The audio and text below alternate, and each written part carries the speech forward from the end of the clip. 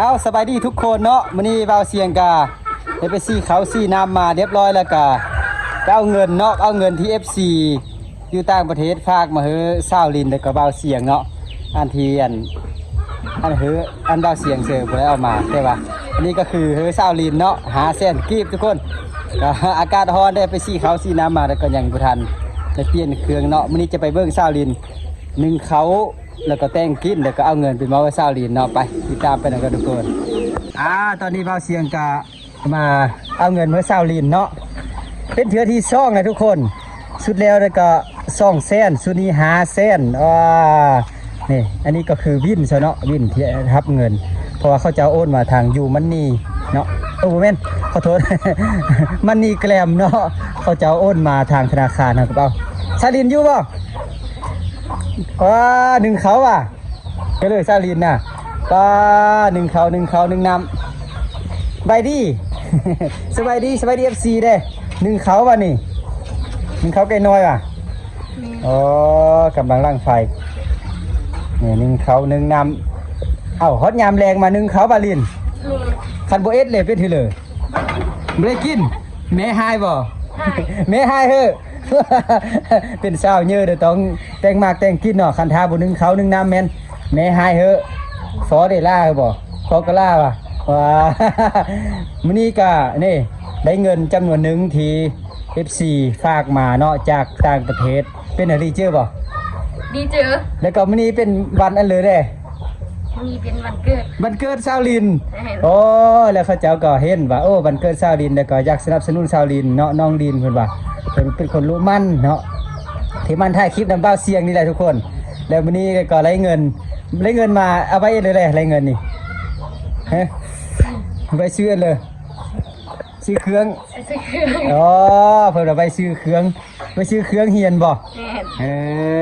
ดีเจเฮงเนาะหนึ่งเขาก่อนจะเอาเงินเถอะเอาหนึ่งเขาแล้วก่อน เราตื่นเต้นเนาะบ่เคยได้เงินไล่ซ้ำนี้จักเทื่อแล้วว่ะหนึ่งเขาก่อนหนึ่งเขาหนึ่งน้ำเนาะ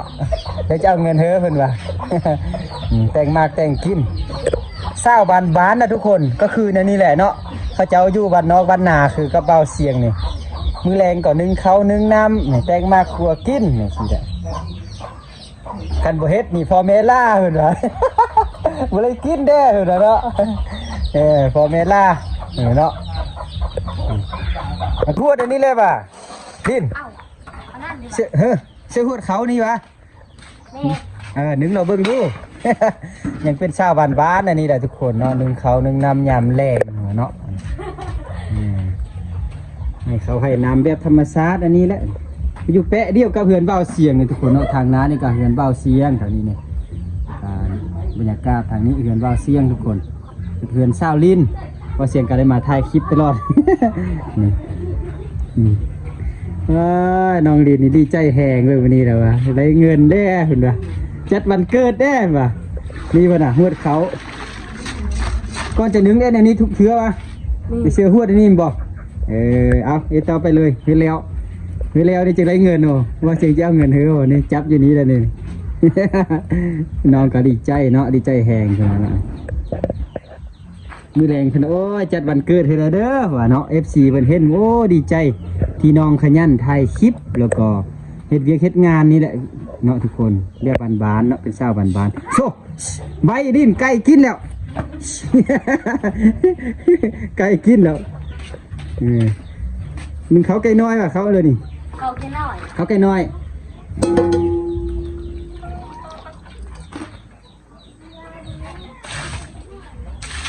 ชาวบ้า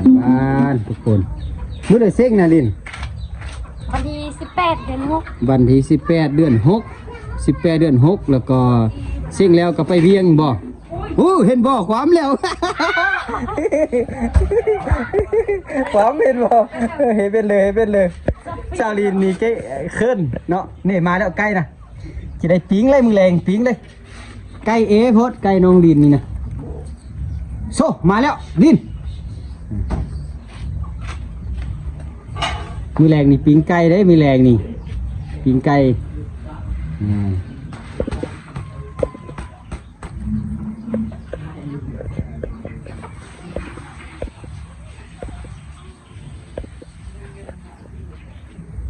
โอ้ยกินหอมแต่เขาไก่น้อยน่ะ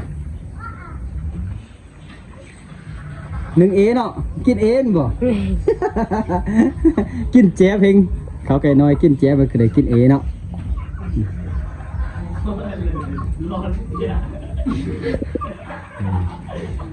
อันนี้ก็แม่นว่ะอันนี้เขาวเย็นว่ะโอ้เต็มให้บอก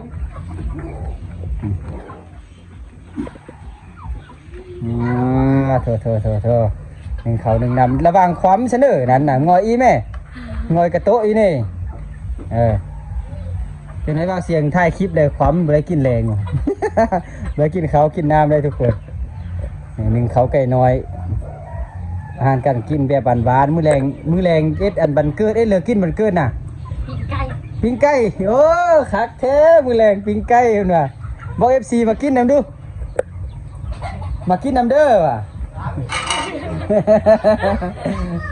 อากาศร้อนแห้งเนาะมื้อนี้สูมือก้อนน่ะฝนตกบดมื้อนี้แลดเนาะ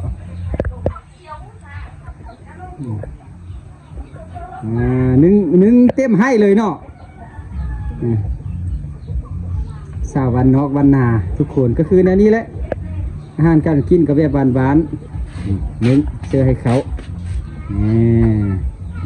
นึ่งแล้ว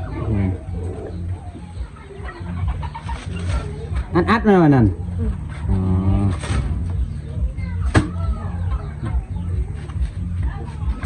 สนไฟเชื่อมบ่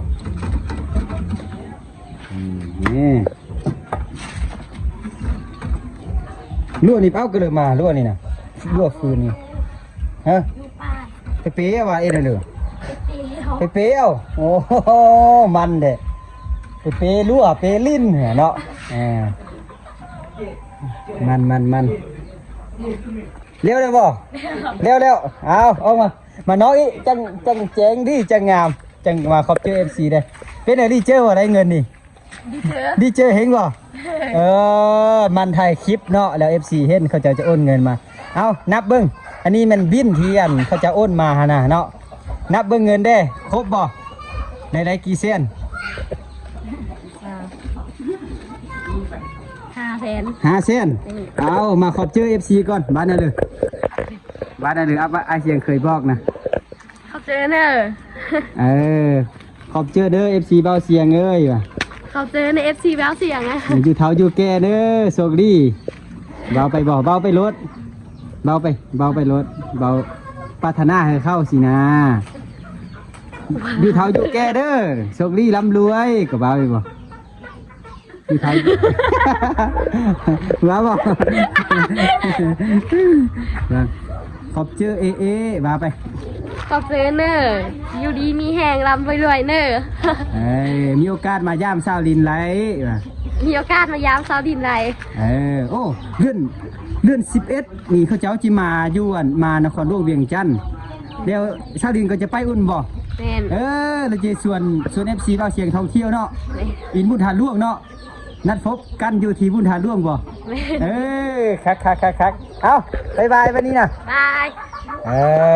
เนาะทุกคนนี่ก็คือบรรยากาศที่เบาเสียงเอาเงิน5 แสนมาเฮือน้องลินเนาะที่ได้จาก FC ที่เขาเจ้าเคยเห็นคลิปน้องลินเนาะเอาขอบใจหลายๆเด้อวันนี้